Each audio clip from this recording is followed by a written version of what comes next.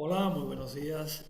Comenzamos un nuevo año con nuevas actividades, aunque ya son conocidas, los congresos autonómicos de la profesión naturopática, organizados por la organización Colegia Naturopática OCN-FENACO, con todos los consejos autonómicos de naturopatía. Y este año comenzamos con este congreso de naturopatía del Levante, después de haber celebrado el año pasado, como ya sabemos, ¿no? Y hemos conocido todo lo que hemos hecho, el centenario de la naturopatía que hemos celebrado, 1922-2022.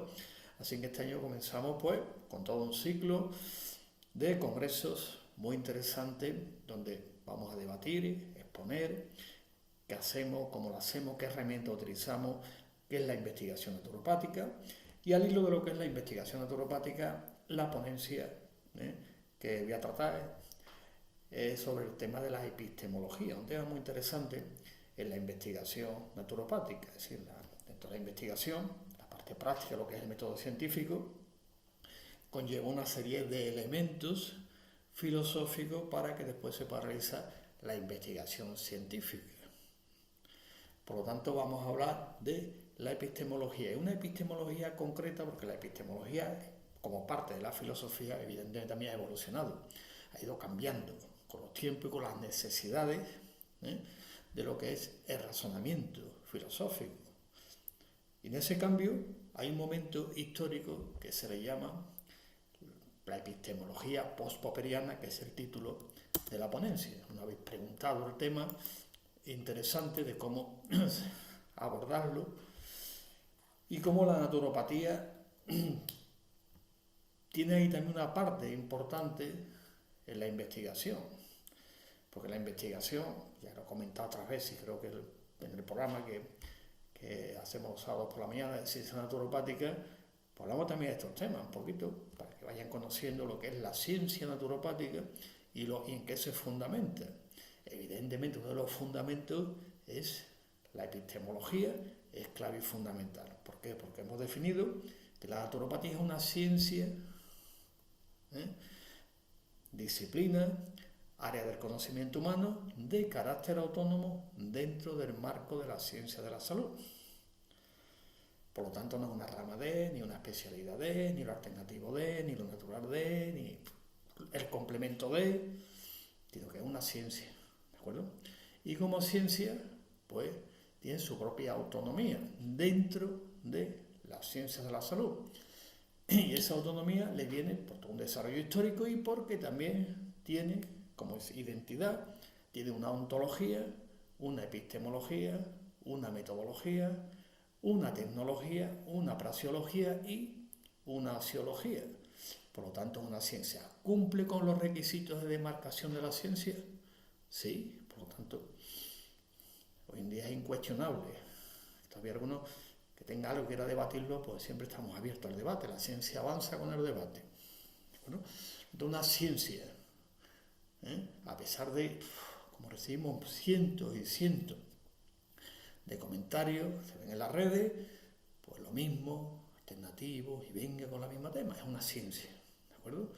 Y no es una rama de, ni es la especialidad de, ni es lo natural de, ni es lo alternativo de, ni es el complemento de acuerdo? Y dentro de todo ese proceso de desarrollo de la ciencia naturopática, como toda la ciencia, empieza con un carácter empírico y después pasa una etapas intermedias, pasa a lo que se llama la etapa de sistematización, que es la que se ha ido desarrollando prácticamente desde los años 50. Y dentro de ese proceso, evidentemente, la naturopatía, como toda ciencia, está inmersa en su contexto sociológico y cultural. Y evidentemente se debe y avanza. Se debe y avanza porque está en ese contexto. Y en ese contexto hay una corriente filosófica que se llama epistemología post-popperiana.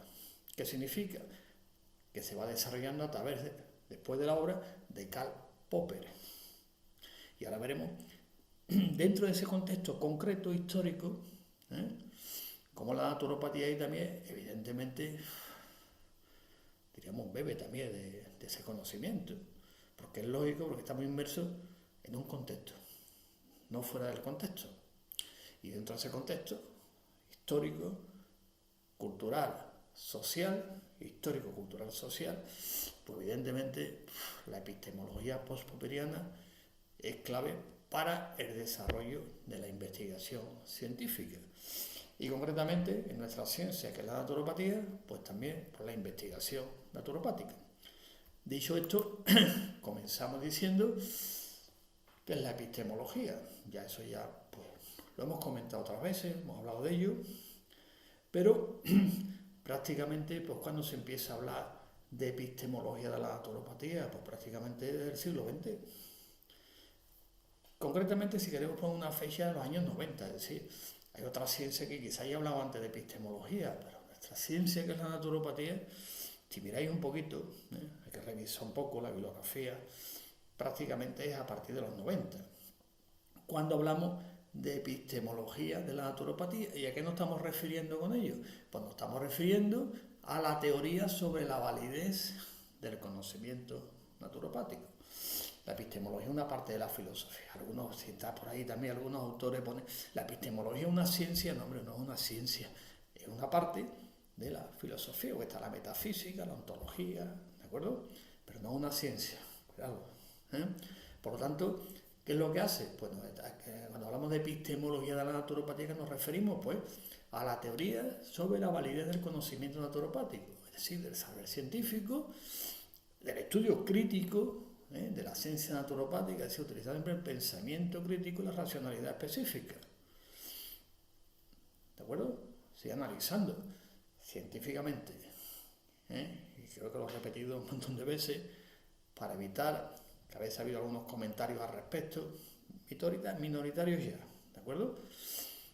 De que hay aspectos que no se pueden someter al método científico, ¿sí? Siempre que esté bien expresado, bien enunciado, como veremos después, en todo ese proceso que se ha denominado corriente post-popperiana. Anteriormente también se hacía, ¿de acuerdo? Pero también dice, oye, si un enunciado está bien enunciado, siguiendo unos principios, unos criterios, es sometible al método científico. Y el método científico no es pensar siempre en el microscopio, en el laboratorio y en la capsulita de Petri, ¿de acuerdo? La ciencia naturopática utiliza metodología cualitativa y metodología cuantitativa, es decir, metodología híbrida. Por lo tanto, la epistemología, por lo que hace es estudiar la validez del conocimiento. En nuestro caso concreto, ¿cuál es? La validez del conocimiento naturopático, es decir, del saber científico de forma crítica. ¿De acuerdo? Y eso es lo que denominamos conocimiento científico, lo cual es el soporte de la praxeología naturopática, es decir, de la metodología de intervención naturopática, el MIN. Habéis escuchado hablar del MIN, ¿no? El PAN, el PIN y el MIN. Bueno, pues el MIN es la metodología de intervención naturopática. ¿En qué se fundamenta? Evidentemente en el método científico, en nuestro caso concreto, ¿en qué? Pues la ciencia naturopática. Ciencia, profesión. Ciencia, praxis naturopática. Ciencia, praxeología naturopática. Y la praxeología, evidentemente, se basa o tiene una tecnología. Como toda ciencia, la nuestra también es práctica. Por lo tanto, ciencia, teoría, leyes, ¿de acuerdo? Y después está la parte práctica. Y para practicar la naturopatía, pues tenemos herramientas. Y esas herramientas se llaman tecnologías naturopáticas. ¿Y esa tecnología en qué se basa? Pues en un método. ¿Qué método? Pues metodología de la intervención naturopática. Y esa metodología tiene un marco científico, conceptual, científico, sí, epistemología. Y se basa en un objeto quizá de estudio de la naturopatía, sí, en el objeto formal de estudio de la naturopatía, que es su ontología. Que citando, recuerdo, bueno, estudiaba también un profesor magnífico que ha escrito bastantes obras al respecto sobre tecnología, mucho, ¿no? Don Ramón Queraltó, quiero nombrarlo en esta ponencia, por una serie de circunstancias porque desarrolla la teoría que se llama ontología relacional. Por lo tanto, la naturopatía es su ontología. Dentro de la ontología, pues viene ontología. Ontología significa el ser en cuanto se mueve. Que a veces entráis por ahí y se ven cada cosa. La ontología es la ciencia, la ontología es el estudio del ser en cuanto se mueve. Y la metafísica es el estudio del ser en cuanto ser. Es sencillo. Y esa ontología en naturopatía, siguiendo un poco pensamiento de don Ramón Queralt Toledo, ontología relacional, también desarrollada por otros pensadores, ¿no? Ontología relacional, epistemología que veremos ahora, que es sistémica, siguiendo las corrientes post-popperianas, pero ahí no se queda. Después la metodología naturopática, por dicho, la epistemología con todas sus derivaciones prácticas, sigue avanzando en el conocimiento de la ciencia naturopática en sus fundamentos, desde un punto de vista utilizando siempre el pensamiento crítico. Y esto es la epistemología de la naturopatía.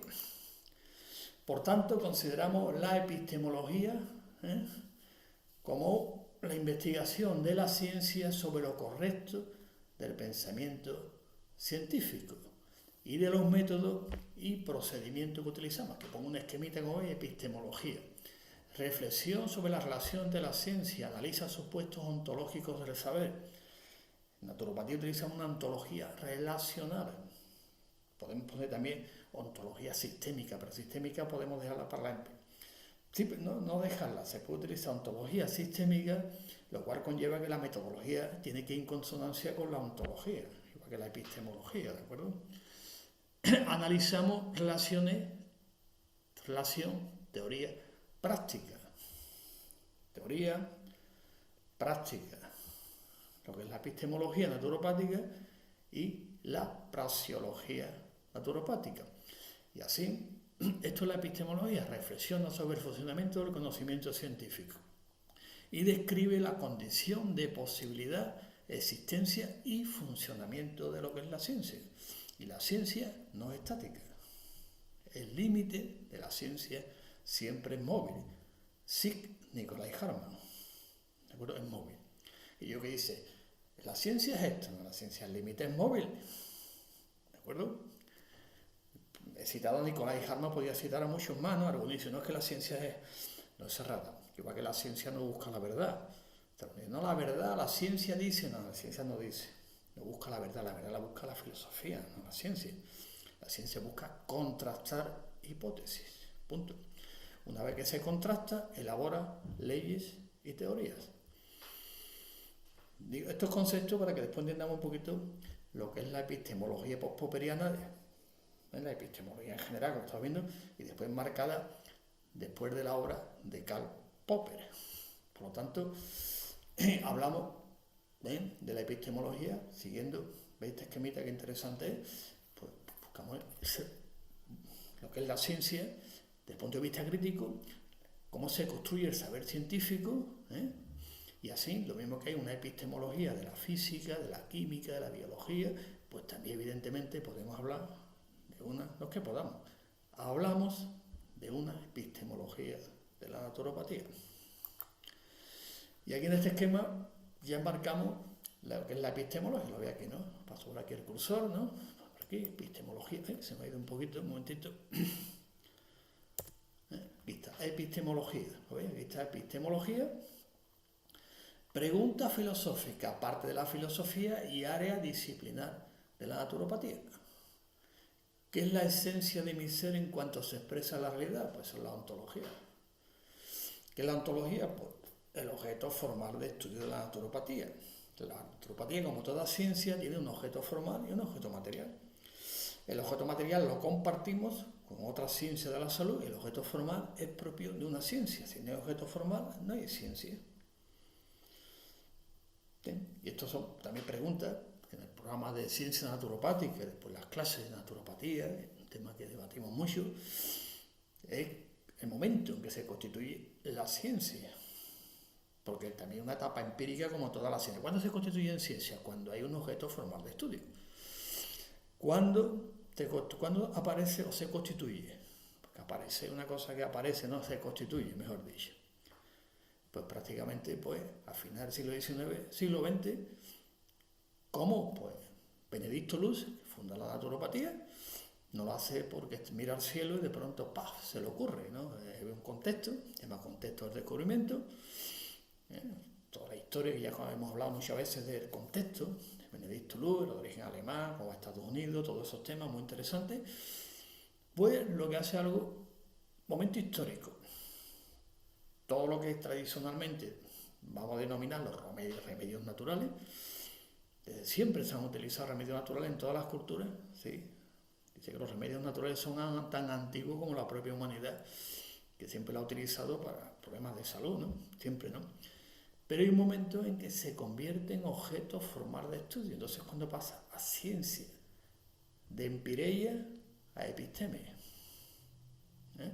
a episteme, pasa a la episteme, y ahí ya es ciencia como tal, y empieza con Benedicto Luis, después evidentemente los demás naturópatas, que vamos desarrollando todo lo que es la ciencia naturopática.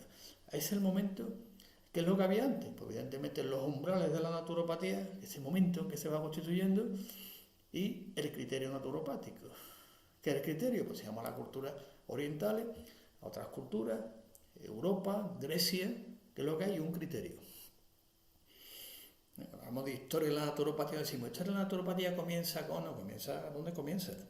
Cuando empieza la ciencia naturopática, es decir, hay un objeto formal de estudio. ¿Cuál es el objeto formal de estudio? Por lo de que siempre los remedios naturales, pues bien define, cuando le preguntan, John Baptist dice, ¿qué es la naturopatía? Dice, pues lo que hemos hecho siempre, pero con base científica. Buena definición, John Bartholomew Baptist. Bueno, pues la ontología, y si es el objeto formal de estudio de la naturopatía, tipo de ontología, ya lo hemos dicho, relacional, sistémica. ¿Quién soy yo? Antropología filosófica, por el binomio profesional naturópata salutante. ¿Cuáles son los fundamentos? Pues la gnosología. Principios esenciales de la naturopatía, que se ha ido constituyendo a lo largo de toda su historia. Y aquí está la epistemología. ¿Qué puedo conocer? Teoría sobre la intervención naturopática. ¿Qué es lo bueno y qué es lo malo? La axiología, como dije antes, ¿se acordáis, no? Ontología, epistemología, metodología, tecnología, praxeología y axiología. Evidentemente la axiología es la deontología profesional. ¿Qué es la expresión artística? Pues la estética, es la racionalidad específica en la obra de arte, aquí la tenéis. ¿Qué es el ars vivendi? Versus, dice, ars curandi y ars vivendi, esa definición viene del siglo XIII en Europa, que la definió Hugo de San Víctor. Define muy bien lo que es el ars curandi y el ars vivendi, el arte de vivir. ¿Y cuál es la finalidad de mis actos? Pues son la teleología. Hay una finalidad que es el nivel óptimo de salud, bienestar, calidad de vida, autogestión de la salud, cultura de la salud, lo que ya, bueno, pues, venimos diciendo de tiempo A. Bueno, pues aquí está la epistemología, la ve aquí enmarcada, que es lo que estamos hablando. Y ahora entramos ya a lo que es la epistemología post-popperiana, pues es una corriente filosófica que se desarrolla a partir de Popper. Es decir, Popper, un filósofo, escribe sobre epistemología un montón, concepto de verificabilidad y falseabilidad, es decir, que una hipótesis esté bien planteada siempre que se pueda verificar y a la vez también se pueda falsear las dos cosas. Eso significa que está bien hecha, puede decir que es verdadera o que es falsa, entre otras cosas, ¿no? Os recomiendo al que le guste el tema, pues ilustrarse un poquito siempre viene bien. Recomendamos la obra de Karl Popper. Después debajo pongo la bibliografía por si queréis entrar un poquito. Bueno, pues es una corriente filosófica que pues parte de Karl Popper, y el planteamiento se va cuestionando, evidentemente, pero ese cuestionamiento es para irlo ampliando. Ya hablamos, cuestionamiento quiere decir que no es verdad, o que no es cierto, que falla, simplemente que Karl Popper, en su momento histórico, da una explicación de algo concreto en ese momento. Pasa ese momento y evidentemente aparecen nuevos fenómenos. Utilizo la palabra fenómenos, no utilizo otros hechos, otras realidades, sino fenómenos. Vamos a quedarnos con esta palabra, que a mí me gusta, lo que es la fenomenología, más que el materialismo, que incluso después, todos estos filósofos posteriores, que la ciencia, por lo menos los grandes pensadores, han intentado siempre que sea lo más material posible, de los empiristas, positivistas, pero al final, Karl Popper marca en cierta manera un antes y un después. Y esas corrientes popperianas lo que hacen simplemente es cuestionar todo ese proceso. Y este cuestionamiento, pues tendríamos dos grandes corrientes. Uno que es la corriente que se denomina neopositivista, tiene también otros nombres, pero nos quedamos con este. neopositivismo. ¿Y cuál diríamos la escuela más representativa? Pues el Círculo de Viena, ya conocido, mucha literatura, tuvo un tiempo de vigencia muy concreto, y esta corriente se caracterizó porque, evidentemente, al ser neopositivista, pues evidentemente hay una confrontación con lo que se llama en aquella época la filosofía especulativa. Pero esto es muy antiguo. Esto, si vemos los dos grandes pensadores clásicos, Platón y Aristóteles, vienen del mismo sitio. Vienen los empiristas, posteriormente, sobre la realidad, que lo que existe es la realidad, y Aristóteles, ¿no? Dice, ¿nosotros qué somos? ¿La realidad existe independientemente de que yo la piense o no? ¿Existe la realidad independientemente de, o es una construcción, como decían después los posteriores constructivistas, o es una realidad que interpretamos? Entonces la corriente neopositivista viene del positivismo de Augusto Comte. Augusto Comte, que decirlo bien en inglés, Augusto Comte. También os recomiendo, si queréis entender un poquito todo este entramado de pensamiento filosófico, concretamente con la epistemología, pues Augusto Comte es fundamental, y después los empiristas, Hume, Locke, Berkeley, y se va viendo cómo se va construyendo todo un proceso muy interesante sobre el conocimiento que se da de la realidad. Que eso es complicado, pues ya Nicolás de Cusa pues también lo planteó en su momento. Y entonces este primer cuestionamiento están las dos grandes escuelas, una que es la neopositivista clásica, representada por el Círculo de Viena, y luego que cuestiona la filosofía especulativa y se queda evidentemente en una postura eminentemente empirista. Bueno, la realidad existe independientemente que yo lo piense. Que un poquito el cuestionamiento de la filosofía kantiana que plantea de los a priori, ¿no? Hay unos a priori que nacemos con ellos y a partir de ahí comprendemos la realidad. Y otros pues dicen, no, nosotros partimos una tabula rasa y empezamos a ver. Como le dijo uno de los grandes empiristas, bueno, si la realidad es uno de los cuestionamientos, no, es que nosotros lo pensamos, la realidad la interpretamos. El ejemplo clásico, pero esta es una piedra, pégale una patada. Si es real, habrá algo. Ahora, si no es real, por mucha interpretación que tenga, habrá algo, ¿no? Decían los empiristas, ¿no? Por lo tanto, esta corriente neopositivista, de cierta manera, aunque viene el pensamiento de Augusto Comte, pero también se basa en el empirismo, entonces son eminentemente empiristas. Y después otra corriente también popperiana, que se desvincula del neopositivismo, acepta de una manera general el pensamiento de Popper, pero lo corrige, lo matiza, lo complementa, pero no lo niega. ¿De acuerdo?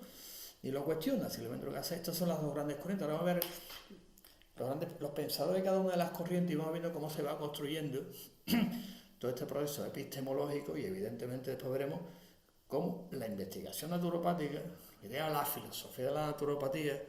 Digo el libro de que hay un autor por ahí que ha escrito un libro sobre tal tema, que ha habido una invitación, no debe hacerle publicidad al libro, ¿vale?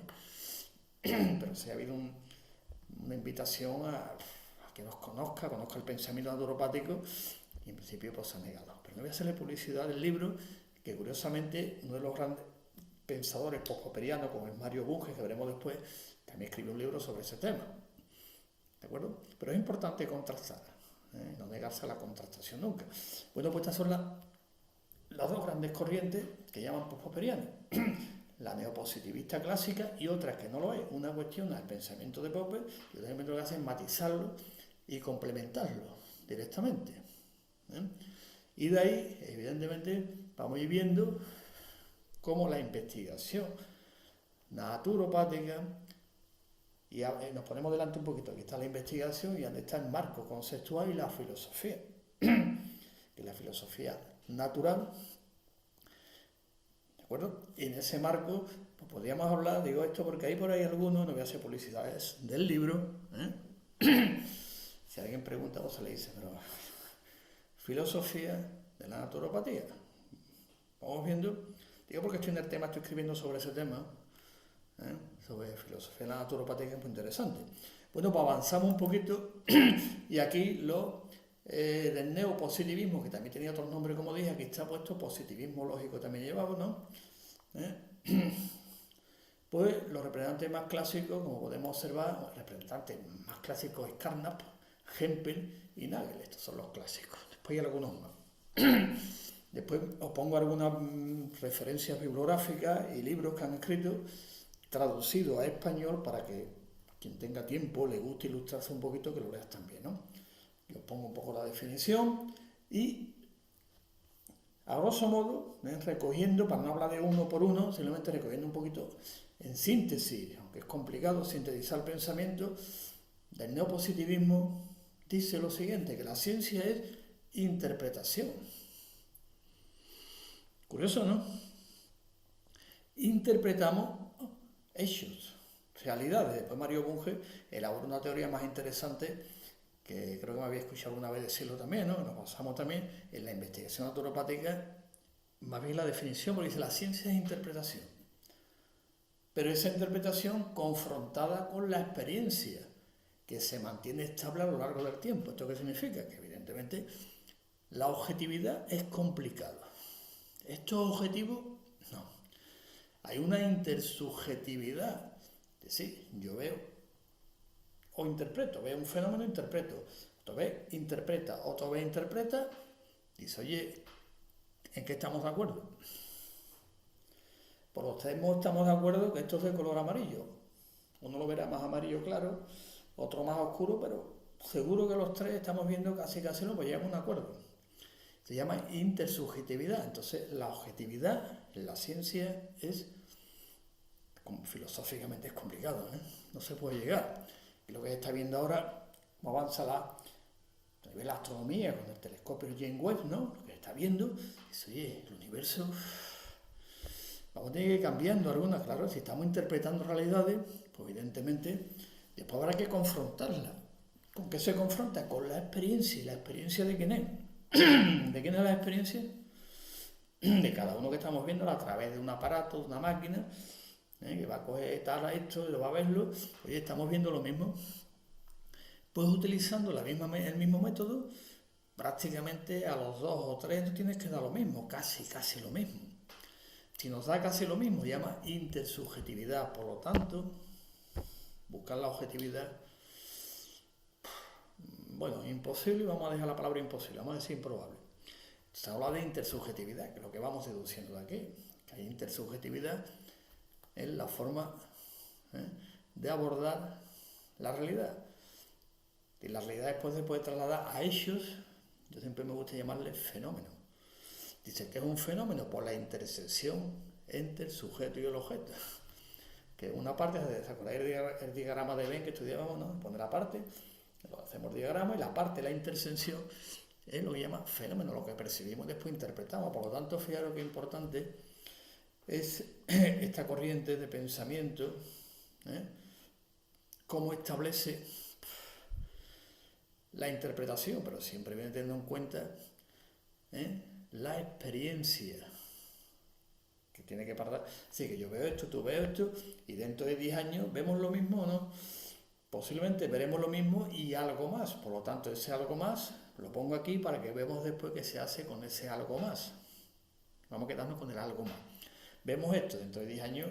Oye, seguimos viendo esto, pero vemos algo más. Claro que vemos algo más, porque se va avanzando el conocimiento y la percepción de la realidad. Por lo tanto, es importante dentro de esta escuela, por eso se llama también positivismo lógico, pues darle una formalización a los hechos. ¿Y cómo se formaliza? Pues mediante teorías que sean estables en ese momento, porque después se va a cuestionar también, estamos hablando de los años 30, creo que el Círculo de Viena hasta el año 36, la fecha que estamos hablando, que es importante. Después también es importante saber que en esta fecha, a finales de los años 20, 1920, von Bertalanffy publica la teoría general del sistema. No hay que olvidar el contexto. Por lo tanto, la formalización es importante. ¿Y cómo se hace? Pues evidentemente mediante teoría, pero esta estabilidad es una estabilidad consensuada, como estoy comentando, intersubjetividad. ¿Y qué es la consensuada? En este caso concreto, la comunidad científica. El caso que hemos hablado algunas veces, del tema, en otros momentos, sobre Plutón. Dice, Plutón era un planeta. Bueno, pues llegó un momento que consensuamos que no cumple los criterios, porque hemos cambiado los criterios, punto. Ya no es un planeta, Pero sigue existiendo la entidad, pues sí, sigue existiendo, pero la categorización es que ya no es un planeta.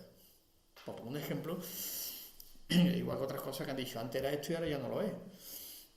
Que da también en algunas ciencias de la salud, dice antes era esto y después se revisa y ahora ya es esto. Lógico, ¿no? Por lo tanto tiene que haber un consenso. Esto es importante, todos estos conceptos que estamos comentando, porque la ciencia es así, y la naturopatía, ya lo he comentado otras veces, está a la vanguardia de la ciencia. Esto lo digo con orgullo profesional y con humildad personal, ¿de acuerdo? Por lo tanto, la evolución científica que consiste por la integración de los nuevos conocimientos en nuevas teorías integradoras y armonizadoras. Y así es como va avanzando la ciencia, ¿no? Es decir, esto es así por toda la eternidad, que no he dicho eso. Después llega a hacer revisa y dice, vaya error que cometimos, sí, pero los costes son enormes, costes personales, humanos y sociales también. Por lo tanto, esto hay que tenerlo en cuenta, para evitar eso de, esta es la verdad. No, pero usted, la verdad en ciencia, no. La ciencia y la verdad se debate en filosofía. Y además es un debate típico, clásico, entre los universales y el nominalismo. Cada uno que se posicione, ¿de acuerdo? Por lo tanto, esto es importante tenerlo muy en cuenta, cómo en naturopatía investigamos y cómo vamos trabajando, siguiendo este marco conceptual que nos sirve, pero después otros marcos conceptuales que también avanzan. La naturopatía evidentemente evoluciona, como se dice, con los tiempos también, ¿de acuerdo? No pierde evidentemente su esencia, pero lo que es la existencia es diferente, va cambiando, pero la esencia es la misma, ¿de acuerdo? Por lo tanto, el rigor metodológico de la ley de la naturaleza debe de aplicarse igualmente a las ciencias humanas, igual que a las ciencias que yo denominaba, dice, ciencias naturales y ciencias sociales. Hay que aplicarlas a lo mismo, no había una diferencia entre otros. ¿Por qué? Porque dice que las mismas leyes rigen unas que otras, son similares ciencias sociales y ciencias naturales, lo que hablamos antes, investigación cualitativa, investigación cuantitativa, que al final unimos los dos, ¿de acuerdo? Por lo tanto, también se trata de mantener la configuración global de la filosofía de la ciencia que estamos comentando. Y en este caso, ciencia naturopática, filosofía de la naturopatía. ¿De acuerdo? Y los fundamentos de esta escuela son la experiencia y la razón. Y la razón la pone en un sitio primordial. Por lo tanto, la ciencia interpreta, pero siempre basado, evidentemente, en la experiencia. Y la experiencia es consensuada, como con la comunidad científica en su momento. Aquí pongo un poquito pues, el círculo de vida, esta esquemita, lo reflexionamos bien. Reflexión, fundamento de la ciencia, Carnap. ¿Te entiendes que diríamos que uno de los iniciadores, ¿no? El fisicalismo, nos basamos en hechos físicos. Muchas veces el fisicalismo se confunde con materialismo. Después la ciencia avanza, la filosofía de la ciencia y el pensamiento va avanzando y mejor hablar de la fenomenología, es más interesante que el fisicalismo. Después está el método inductivo, clásico método cartesiano, ¿no?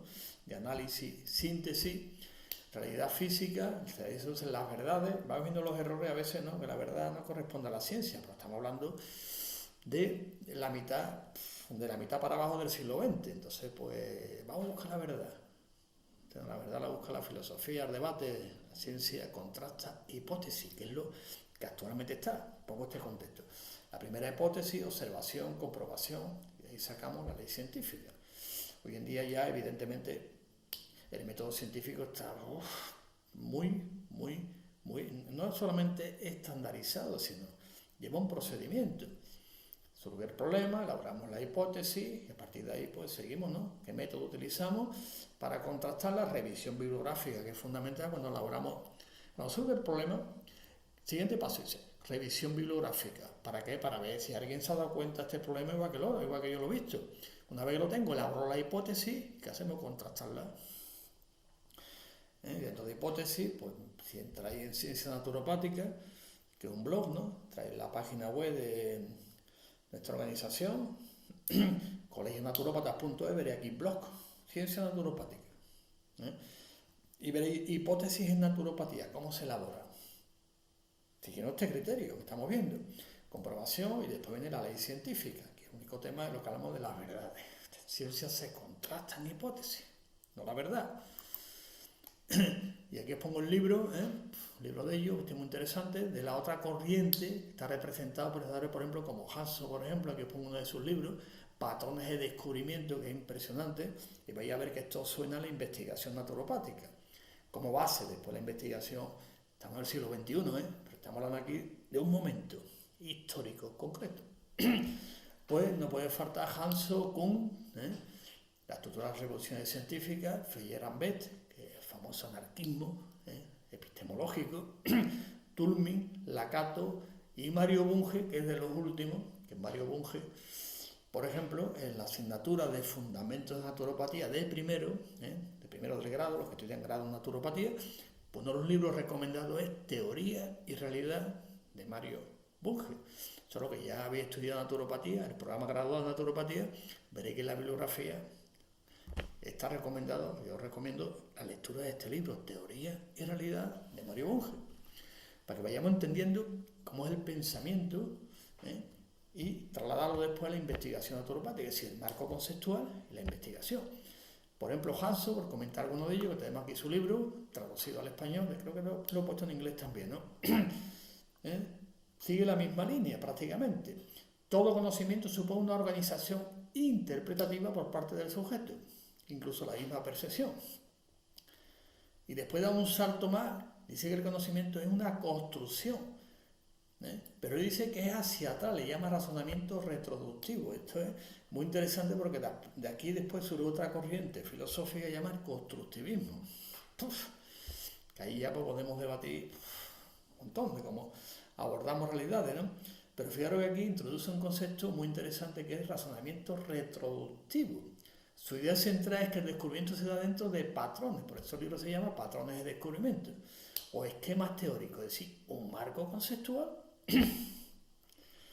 Aunque interpretemos las realidades, pero siempre hay un marco conceptual para interpretar la realidad, si no, no se puede interpretar. Le llama patrones. Naturopatía, si escucháis bien el programa, y los que habéis estudiado directamente ya naturopatía, pues hablamos de marco conceptual de la naturopatía, que serían los a priori kantianos. Por ejemplo, clásico, yo lo pongo dando clases, digo, vamos a buscar, por ejemplo en concreto, vamos a buscar shiribishis. Pues la pregunta que hacen siempre, bueno, ¿y qué es un shiribishi? Yo le puedo decir dos cosas, yo no tengo ni idea de lo que es un shiribishi. ¿Dónde podemos encontrarlo? Yo no tengo ni idea. Dice, entonces, ¿cómo vamos a buscar un shiribishi? Pues no sé. ¿Veis dónde está, diríamos, la aporía? Sí, la aporía es esa. Usted tengo que tener una a priori. Es decir, un shiribishi pues puede ser primero animal, vegetal, extraterrestre. Tenemos que tener unos a priori, ¿a que sí? Es decir, un marco conceptual, unos patrones de descubrimiento. Y no es complicado y diga, bueno, vamos a buscar shiribishi. ¿Qué es? Pues no tengo ni idea. Pero son grandes, son bajos, son humanos, ni idea. Son extraterrestres, ni idea. Son espíritus, ni idea. Es una moda, ni idea. Entonces, ¿cómo busco un shiribishi? ¿Entendéis? Ese razonamiento, a veces que en ciencia, si investigamos bien, a veces es alucinante, ¿no? Lo que estamos buscando. O qué decimos. Por lo tanto, esta introducción del concepto de patrones de descubrimiento me suena mucho a los a priori kantianos, que es el marco conceptual que utilizamos en naturopatía. Por lo tanto, los patrones son esquemas teóricos, presupuestos que orientan la investigación. Lógico, y mira un shiribishi es esto ya te va orientando, y cuando sale, mira, lo podemos encontrar en tal sitio. ¿Por qué? Porque tiene un ecosistema, pues entonces es un animal. Ya nos vamos aproximando. ¿Y cómo sabe usted que un animal si nunca lo ha visto? Tienes que tener algo antes, ¿no? Se llama un contexto de descubrimiento. Por lo tanto, esto es lo que nos va a orientar la investigación y una vez que se orienta, tenemos los patrones, pues decimos, ahora se puede confirmar. El shiribishi resulta de que era una planta que no sé cuánto se cultiva o crece en tal sitio. ¿No? Pues ya tengo el patrón, ya después lo que hago obviamente es confirmarlo sí o sí. Entonces, ¿qué es la ciencia? Mire usted, según esto es muy interesante, Hanson, como lo define, la ciencia significa, dice, de ahí que hacer ciencia significa organizar el mundo en teoría presupuesta. Vuelvo otra vez, En principio, no es que cuestione a Karl Popper, sino que, como digo, amplía, matiza. En cambio, los neopositivistas son empiristas puro y duro. ¿Verdad? Vamos viendo la diferencia entre uno y otro, aunque hay matices, ¿no? Pero este es muy interesante porque ella está viendo ese cambio, cuando se dice que organizamos, es el mundo en teorías presupuestas. ¿Qué significa? Que en un momento dado puedo elaborar otra teoría. Después veremos a Feyerabend, que también lo podéis verlo esto en Ciencia Naturopática, un artículo sobre muy interesante del anarquismo científico, muy interesante como teoría. Bueno, aparece una, aparece otra, después aparece otra simplemente, o incluso la contraria puede ser hasta más interesante. Aquí muchas veces pues, también podemos, me suena mucho esto también a la navaja de Ockham, ¿no? Es importante este concepto de Hanson, aquí está su libro, para ilustrarnos un poquito, el que le guste, pues en las noches de insomnio productivo, pues se puede leer también, ¿no? Y aquí os pongo un razonamiento muy interesante del análisis de Hanson, lo pongo un poquito porque su desarrollo representa esta corriente también, o subcorriente dentro de la postpopperiana, como toda, y esto es también un poquito también enlaza con la fenomenología, que a mí es lo que más me gusta, ¿no? Si también me posiciono un poquito, ¿no? Más que por el materialismo, por la fenomenología y evidentemente los a priori que aquí son patrones de conocimiento, que es lo mismo que los a priori. Pues comienza evidentemente con la percepción y observación. ¿Cómo es la fenomenología? El método fenomenológico, pues yo observo, bueno, voy a empezar a observar y a partir de ahí cojo datos, pero esos datos tengo que enmarcarlo en una teoría, es decir, bueno, recoger datos, por recogerlo puedes recoger miles y miles de datos, y bueno, ¿y ahora qué? Habrá que organizarlo, ¿cómo lo organizamos? Como una teoría. Por lo tanto, empezamos por la observación y de la observación pues le damos orden, como dice Hanson, le damos orden, que ese orden que es, bueno, es una teoría. Y esa teoría es cerrada, no, pero la teoría es abierta, es revisable también, pero en este momento sirve para explicar este momento concreto. Como dice, si yo puedo ver una cosa, otro puede ver otra, otro puede ver otra, aunque el objeto sea el mismo, pero puede que la percepción sea tan diferente que haya tres objetos. Que de aquí después vienen, esto sí, si le damos vuelta, os suena algo que sí, va sonando, sí. Pues esto es lo que decía. Y después le da mucha importancia a algo muy importante, valga la redundancia, que es el lenguaje. Porque con el lenguaje le damos orden. El lenguaje, evidentemente, da orden también y explica, pero no la realidad. Como decía, un mapa es un mapa. Y el lenguaje simplemente, pues, describe y comunica. Por lo tanto, tiene que ser un lenguaje, como decimos en la ciencia, uno. La ciencia está dentro de los criterios de marcación de la ciencia, sí, porque uno de ellos es la comunicabilidad. ¿Cómo se comunica? Pues tiene que ser un lenguaje con unas características muy concretas. En el lenguaje científico eso me parece que, debe que, a mí me suena, entendiendo ese lenguaje, ¿no? A mí me sirve, a mí me funciona. Entonces el lenguaje científico pues ya se va definiendo y tiene que ser muy concreto. Entonces se basa en la lógica y en las matemáticas con todo su desarrollo posterior. ¿De acuerdo? Por lo tanto, aquí Hanson le dan también ya mucha importancia a, dice que la ciencia depende también del lenguaje. ¿Cómo? Pues evidentemente utilizando la lógica. La lógica no explica lo que es el pensamiento, pero ayuda a pensar. Por lo tanto, las formas lógicas y gramaticales moldean los hechos científicos. Qué importante es el lenguaje, y eso lo hemos visto también cuando hacemos un análisis, un estudio científico, una revista que vemos, una revisión bibliográfica, pues nos impresiona a veces cómo es el lenguaje. A veces es un poquito tan ambiguo y dice qué estará diciendo o por dónde quiere decirlo. Por lo tanto, el lenguaje es clave. Por lo tanto, clarificar el lenguaje es fundamental para hacer ciencia. En nuestro caso, el lenguaje naturopático es fundamental junto con la taxonomía. Si no hay lenguaje naturopático, es decir, nomenclator, no nos entendemos. ¿De qué estamos hablando?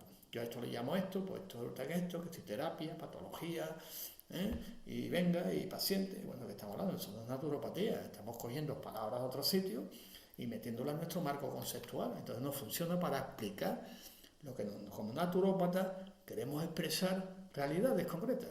Yo lo llamo fenómenos, pero bueno, también se puede llamar realidades. Y entonces, en el libro Patrones de Descubrimiento, que lo recomiendo, Pues está la observación, está la fenomenología, la descripción, el ver cómo, ver qué, como ya estamos comentando. Y un libro muy interesante, porque también parte de ese concepto. Teorías son interpretativas, interpretaciones. Puede después haber otra teoría, ¿de acuerdo? Que explique algo que esa teoría no abarca. Ahora veremos ese modelo que ya define Mario Bunge como teoría abarcante. Thomas Kuhn habla de revoluciones, es decir, lo que es cambios de paradigma, que el primero que habla, su famoso libro, Estructura de las revoluciones científicas, que después se critica de tal manera para que cambie, ¿de acuerdo? Lo dejo aquí, os recomiendo Patrones de Descubrimiento, que es, lo que hemos dicho, el marco conceptual de la naturopatía. De todas maneras, fijaros, como si lo veis por aquí todavía, siguen utilizando el concepto de causa, ya lo van redefiniendo, ¿de acuerdo? Ya después, posteriormente, corrientes ya posteriores, y en naturopatía, como ya hemos hablado muchas veces, hablar de causa es un perjuicio aristotélico tomista, no vamos a entrar en ello ahora, ¿de acuerdo? Y hablando de Kuhn, pues evidentemente su famoso libro, Las estructuras de las revoluciones científicas, si queréis, eso es de lectura obligada, para comprender lo que llaman los cambios de paradigma.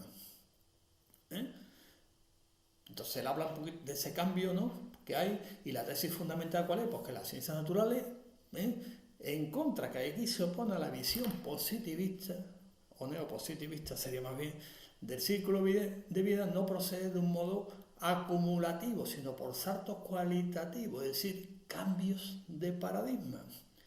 Él habla de revoluciones, después escribe otro libro, porque esto creo que fue en los 60 y en los 70, tiene sus críticas. La palabra revolución, pues algunos no los aceptan, dice que hay cambio, pero bueno, finalmente es matiz. Leyendo el libro se entiende perfectamente cómo es el cambio de paradigma. Estamos en un cambio de paradigma, efectivamente. Y se ve claramente cuando un modelo se estira mucho, se le ponen apellidos. O se intenta coger y meterlo aquí. Si estamos viendo algo nuevo, fenómeno, vamos a meterlo aquí. Soy integrativo, pues no vamos a darle publicidad a otra, o modelos que están por ahí, ¿no? Pero vemos todos los apellidos que se le ponen. Cuando un modelo se estira mucho, ponen apellido. Apellido. Muchos apellidos.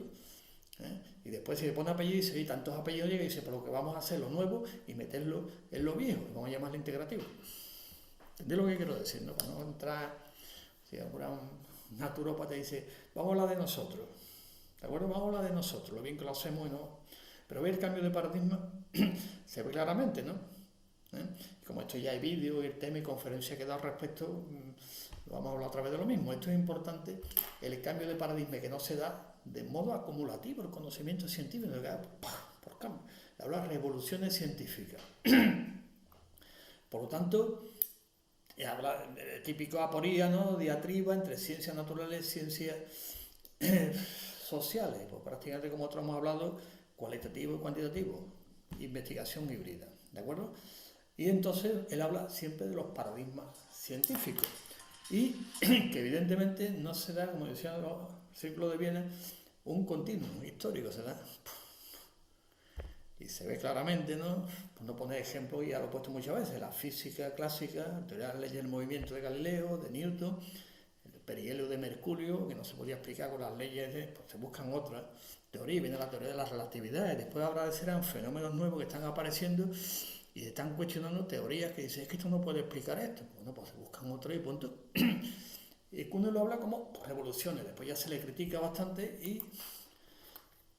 y cambia, ¿no? Entonces, pues, reelabora un poquito algunos conceptos. Entonces, el concepto de paradigma científico, pues, evidentemente un paradigma es un esquema teórico, un modelo que da sentido y unidad al trabajo articulado de una comunidad científica en un momento concreto, ¿de acuerdo? Punto. O de algún aspecto a la realidad, como el ejemplo del perihelio de Mercurio. Pues esto no se puede explicar con la teoría de Newton, con la ley del movimiento, pues habrá que buscar otras teorías que lo explique. Y están apareciendo cada vez fenómenos nuevos y tal, nuevas explicaciones, esa explicación que conlleva una teorización, ¿de acuerdo? El concepto de ciencia que le llama normal, pues el proceso de construcción de la ciencia, es el presupuesto de un consenso científico que en un momento dado llama ciencia normal, lo ponen entre comillas porque es la traducción al español, ¿de acuerdo? ¿Y eso qué? Pues evidentemente que en un momento dado hay un consenso científico, ¿de qué? De la comunidad científica. ¿Dentro de qué? Pues mire usted, dentro del paradigma que da explicación a estos fenómenos. ¿De acuerdo? Entonces cualquier fenómeno que ocurra tiene que estar en consonancia con el paradigma establecido. Y si no escapa, pues vendrá lo de siempre, pues esta es la verdad absoluta y el que se escapa de aquí pues será un hereje. Pues no, hay un cambio de paradigma y la ciencia avanza, como decía Kuhn, cambio no es un continuo. ¿De acuerdo? Cuando puede decir, aparece esto, pues lo voy a meterlo aquí, aparece esto, pues le doy esta explicación, y todo lo que aparezca nuevo lo meto en el paradigma, ¿usted? Y el que esté fuera, ¿qué pasa? Pues entonces es un hereje, no, eso no es ciencia, ¿de acuerdo? Si leí el libro hay cosas muy interesantes, dice, ¿y cuándo hay un cambio de paradigma? Como él decía, citando, creo que un gran físico, decía, pues cuando dejen este mundo los antiguos paradigmas, que lo defienden, ¿no? Pues no, evidentemente la ciencia avanza así, se aparece algo nuevo y decir, pues mira, esto es nuevo, hay que buscar algo nuevo, una explicación. Y no decir, esta es la verdad y esa explicación la voy a meter en el paradigma antiguo, no funciona. Decía antiguamente, ¿no? Decían, dice, es como querer meter el vino nuevo en odres viejas, no cabe, que no. Fíjate, Kuhn, que bien lo define, lo que es la ciencia normal, ¿no? Por lo tanto, porque es lo normal, por los paradigmas vigentes. Ahora, si después hay un cambio, pues un poquito la esquemita de Kuhn, la estructura de las revoluciones científicas, y el concepto de anomalía científica. Aquí está el segundo libro que escribió más tarde para un poquito ir haciendo las matizaciones oportunas a las críticas que le hicieron. El concepto de anomalía científica, que es cuando se ve algo nuevo y dice, ¿esto qué es? Pues esto no encaja. ¿Qué hacemos? Pues evidentemente, pues, nueva teoría, punto. Y como la ciencia, como dice, es un proceso constructivo, se presentan hechos que no encajan o problemas que se resisten a ser coherentemente armonizados con el paradigma vigente hasta el momento. Entonces esto, como le dice, que nos encontramos con una anomalía que no podrá asumirse si cambia de paradigma con sus estructuras esenciales. ¿Nos suena esto algo? Ya que nos suena un montón, claro que suena, pero siempre queremos meterlo aquí. Se le pone apellido. Le pone apellido, sí, muchos apellidos, tiene más apellidos, tela.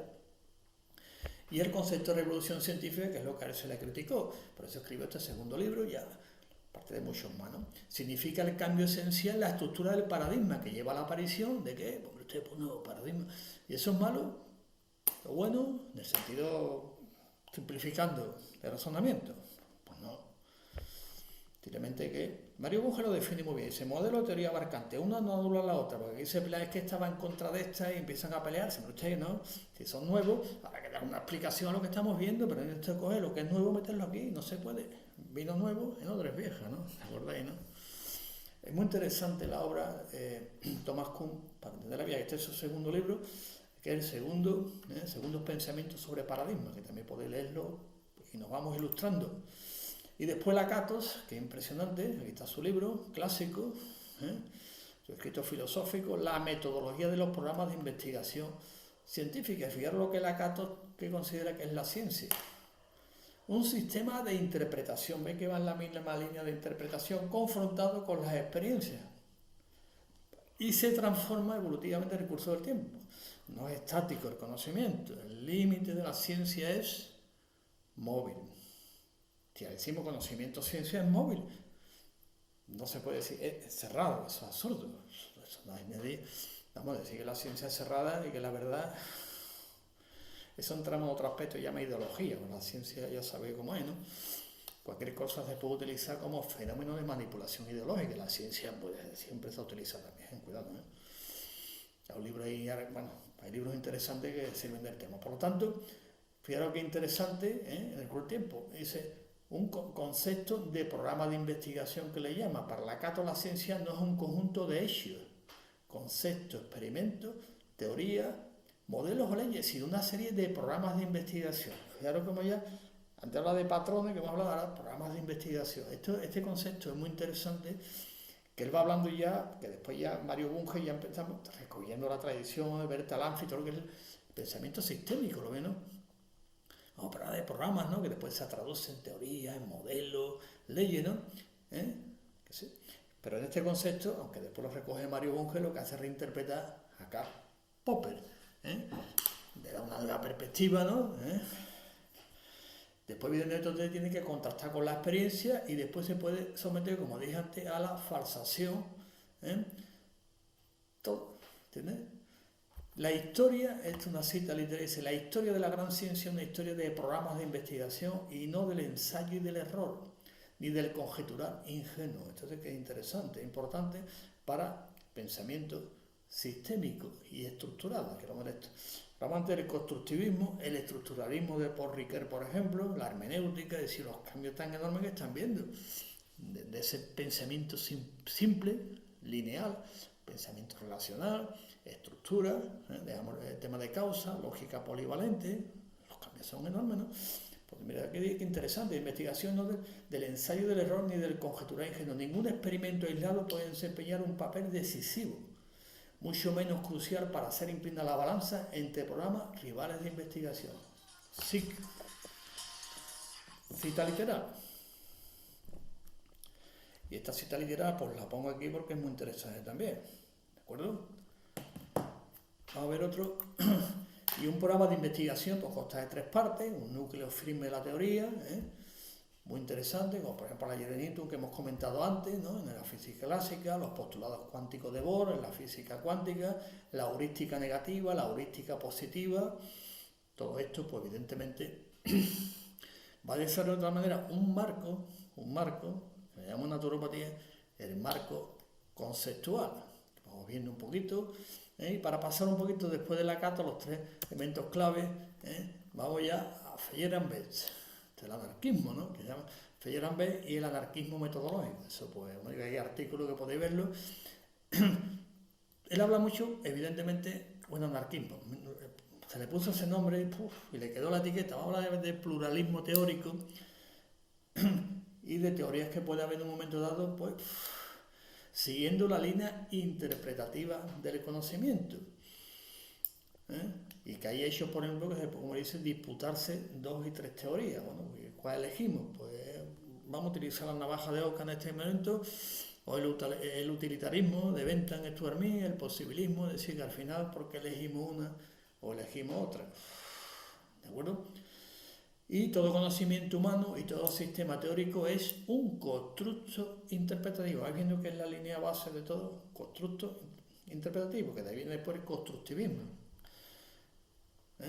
Fijaros que interesante. Yo aquí me quedo con el tema, que veis un poquito de su obra, el pluralismo teórico, tan tremendo, la apertura, etcétera, etcétera, etcétera.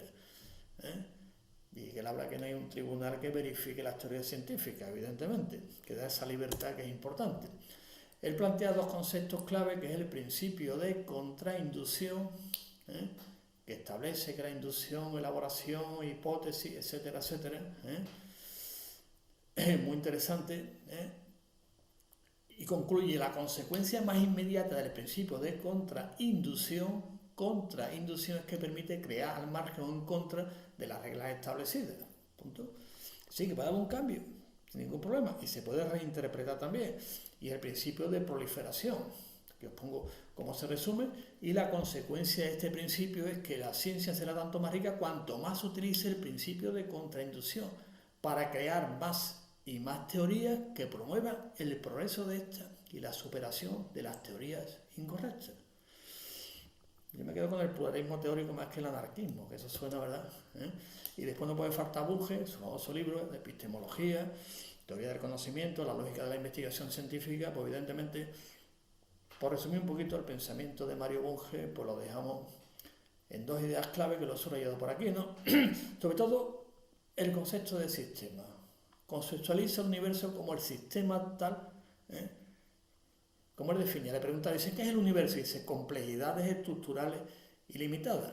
En el campo de la epistemología, pues Bunge afirma lo siguiente, cito: todo acto cognitivo es un proceso en algún sistema nervioso. Asimismo, la intuición es la capacidad para imaginar, concebir, razonar y actuar rápidamente de maneras novedosas. Y que el método científico puede o debería aplicarse a todas las indicaciones, ya sean matemáticas o empíricas, científicas, tecnológicas o humanísticas. Es más bien materialista, Cuidado, se enfoca en la sistémica principalmente, aparte de otros elementos, pero se considera la línea, esto es materialista, y empirismo, materialismo, ¿de acuerdo? Después termina diciendo que solo las conjeturas que son formuladas explícitamente y son estables merecen llamarse hipótesis científicas. Muy crítico. y Mario Bunge pues, elabora ese concepto de modelo de teorías abarcantes. No es que está anula la anterior, los cambios de paradigma no son anulos, no es anular.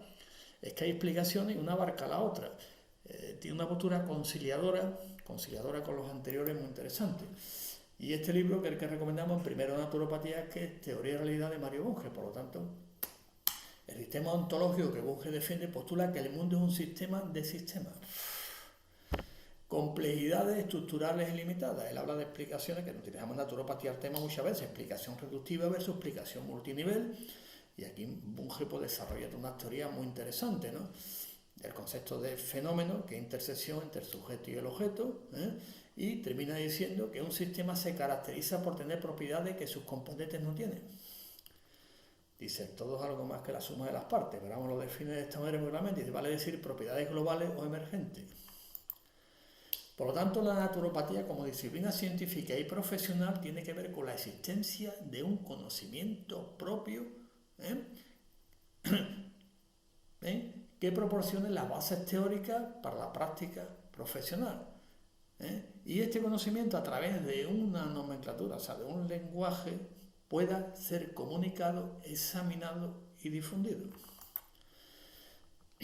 Aquí el esquemita de lo que es ciencia, que es un esquema ya clásico, puesto por ahí en muchos sitios, pues aquí lo veis claramente, que es la ciencia, esquema, y se considera que la naturopatía en su proceso de identidad y autonomía disciplinar, pues evidentemente durante años nos han exigido mucho, que sí, hay que demostrar que esto es una ciencia, bueno, ya lo hemos demostrado, vale, venga, desde el principio estaba demostrado, ¿no? ¿Y qué? Pues si está demostrado cuenta con una estructura conceptual, es decir, con un marco conceptual, se expresa con un lenguaje estandarizado, tiene una taxonomía, y tiene todo un sistema de formación que le son propios, punto. Por lo tanto, es ciencia y profesión, que tiene sus raíces, evidentemente, no bien lo que es la naturopatía, la ciencia naturopática no está al margen de, como hemos visto aquí, que en este ejemplo, de la epistemología post-popperiana, no está al margen de. Están esas corrientes de pensamiento que a lo largo de la historia se han ido construyendo. Como no vive al margen, pues recoge de aquí, critica aquí, va aquí, vemos o no. Y la epistemología post-popperiana es, para el desarrollo de la investigación naturopática, ciencia naturopática, como hemos podido observar, es importante, aparte de otras corrientes también. Por lo tanto, la dilucidación del carácter epistémico en cualquier disciplina requiere de un proceso anterior a través del cual se adquiera una descripción. En este caso es el continuo histórico de la naturopatía, que comienza a finales del siglo XIX, principios del XX. Y como mucho dice, fecha concreta, bueno, 1892, ¿de acuerdo? Y en este proceso, este continuo histórico, vamos justificando la epistemología de la naturopatía, o sea, su carácter epistémico. ¿De acuerdo? Y el carácter epistémico, evidentemente, se da en la ciencia y después viene la praxis profesional, es el continuo, pero tiene su continuo histórico, ¿no? ¿De acuerdo? Aunque aquí sí que Dimas Kun dice, pero va dando saltos, más que un continuo son saltos y rupturas, pero vamos, prácticamente, si analizamos todo lo que es el continuo histórico naturopático, valga la redundancia, es un continuo de desarrollo de teorías, leyes, modelos, que ya hemos visto que se puede hablar de estructuras, más bien que de elementos aislados. Aquí, por un ejemplo ya histórico, pues el fundador de la naturopatía, Benedicto Luz, Louis Blume, el primero que hizo la primera clasificación, Carl Schurz, que abrió la segunda escuela de naturopatía en California, y el primer naturópata hispanoamericano que obtuvo el título en 1917, que elaboró el criterio naturopático en 1958, que también marca un momento histórico en la sistematización de la naturopatía. Dice naturopatía que establecemos A, B, C, D, esto es. Lo otro no es. Entonces, ¿quién lo establece? Juan Steve Dulin. Pongo algunos ejemplos, también Cumming, ¿no? O de Veno, recogen toda la experiencia, todo el tema, y siguen todo el proceso de sistematización. Y como había un vacío en ese momento, remedios naturales, uno picaba aquí, otro sacaba esto, cojo de aquí y pues le damos cohesión y sistematicidad y le ponemos un nombre, tenemos ya una ciencia, porque en aquel momento pensaba que había una especie de vacío existente en ese momento para estudiar aquello, ¿de acuerdo? Porque no era una rama ni era una especialidad. Entonces Benedicto lo dijo, pues ni es rama, ni es especialidad, ni es alternativo, ni esto es contra aquello, esto es una ciencia. Y le dio el nombre y a partir de ahí empieza. Por lo tanto, la epistemología como no es cerrada como todo conocimiento, pues se sigue desarrollando en la naturopatía española, porque estamos hablando aquí, pero también a nivel internacional, ¿no? Viene de los años 90, como comenté antes, y tiene su objeto formal de estudio, ya vamos resumiendo, y parte, evidentemente, de unos principios del continuo histórico. No hay que olvidar que la naturopatía es una disciplina de carácter autónomo dentro del marco de las ciencias de la salud, ¿de acuerdo? Y disciplinas, que están todas ellas, que esto lo hemos repetido miles de veces, pero bueno, se repite otra vez para que venga, pero las redes y en internet lo mismo, alternativo, natural, toda la historia de siempre. Entonces, es complicado, ¿de acuerdo? Y aquí ya un poquito, ya para terminar, una serie de elementos importantes, los dejo aquí, ¿de acuerdo? El conflicto de la definición, esto ya es una autocrítica también, de alguna manera científica también, evidentemente, no es una queja, es crítica, que evidentemente el conflicto de la definición taxonómica de nomenclatura, pues estamos en ello, ¿vale? Hace poco ya tenemos el primer diccionario panhispánico de naturopatía, que va en la línea que estáis viendo aquí. Después el tema de la confusión epistemológica conlleva la adopción de errores durante el proceso de elaboración adopción de modelos efectivos para la ciencia naturopática. Lógico, por eso seguimos investigando y ampliando la epistemología. ¿Para qué? Porque la naturopatía ocupa su espacio dentro de las ciencias de la salud y los paradigmas hermenéuticos y sociocríticos constituyen los soportes científicos que mejor se ajustan a las necesidades del objeto formal de estudio de la naturopatía. Y aquí ya para el futuro, posiblemente pues pedí eso, que sigamos investigando, que sigamos trabajando y desarrollando, ampliando la ciencia naturopática. Así que hay que seguir con ese proceso de clarificación epistemológica, profundizando en el objeto de la disciplina y en su fuente de conocimiento, desarrollándose así la naturopatía tanto en el plano científico, que es clave, y en la práctica profesional naturopática. Y es que os pongo la bibliografía, para leerla tranquilamente, ¿de acuerdo? Y esto es la despedida y cierre, pero se me ha ido un poquito, me queda la parte final. La despedida es lo que estamos comentando, despedimos todo el tema. Y una parte importante es que el año pasado aquellos que se interesaron, profesionales naturópatas, en la investigación naturopática, científica, elaboramos una actividad formativa. Este año vamos por la segunda edición. Todos aquellos que estén interesados, aquellos que hayan interesado en la investigación naturopática, en esta actividad formativa, pues que se pongan en contacto con nosotros y le informaremos de tanto el programa, características, por si alguien quiere, evidentemente, que es una necesidad, como estamos comentando, de formarnos en la investigación naturopática. Y como la praxis profesional está sustentada en la base científica, ¿qué es lo que hay que hacer? Pues evidentemente, para más información, consultar a quién, al profesional naturópata colegiado, que le aplicará siguiendo el método científico en el programa personal de salud que mejor se adapte a lo que llamamos necesidades naturales de salud. Donde vean este logotipo, que es importante ver el logo, hay uno que es aplanado y otro que está aquí abajo, que es redondo, el que está aquí detrás, ¿lo ves? Y a partir de ahí conocemos e identificamos lo que es un profesional naturópata colegiado. Así que hay que consultar a ese profesional, pero no olvidéis esto, el logotipo, Donde veis este logotipo, hay un profesional cualificado que aplica el método científico, cualitativo y cuantitativo a su práctica profesional. Así que muchas gracias por la atención y cualquier cosa que queréis comentar, pues le dais al botoncito, al chat, donde sea, y responderemos a todas las dudas, críticas sobre la ciencia naturopática. Muchas gracias por todo y nos vemos.